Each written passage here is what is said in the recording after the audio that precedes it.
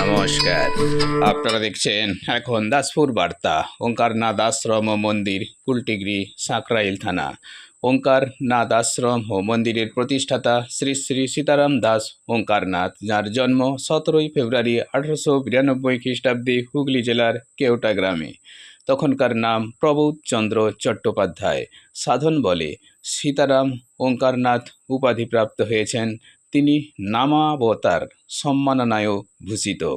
লক্ষ্য দেবের আদর্শ ও দর্শনের প্রচার, স্বাস্থ্য শিক্ষার প্রসারী তার জনকল্যাণমূলক কাজ। এই লক্ষ্যে তিনি গ্রন্থ লিখেছেন 160টিরও বেশি। পথের আলো, দেবজন, পরমানন্দ, জয়গুরু প্রভৃতি পত্রিকা প্রকাশ করেছেন। সারা দেশে 60টিরও বেশি এই উপলক্ষে আশ্রম ও মন্দির গড়েছেন। তার একটি দৃষ্টান্ত হল পশ্চিম বাংলায় ঝাড়গ্রাম জেলার সাঁকরাইল থানার অন্তর্গত কুলটিগড়ি ব্লকের কুলটিগড়ি জিপির অন্তর্গত কুলটিগড়ি ওঙ্কারনাথ আশ্রম ও মন্দির।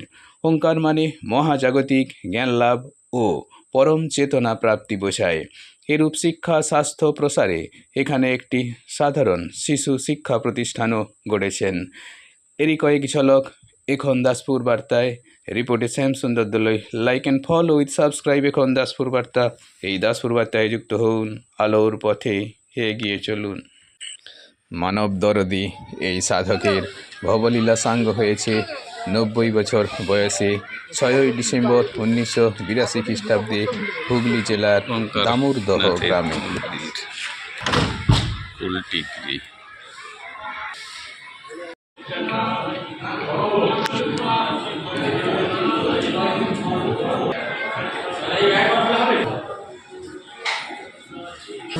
परशुराम राम बलराम युद्ध कलगी अवतार।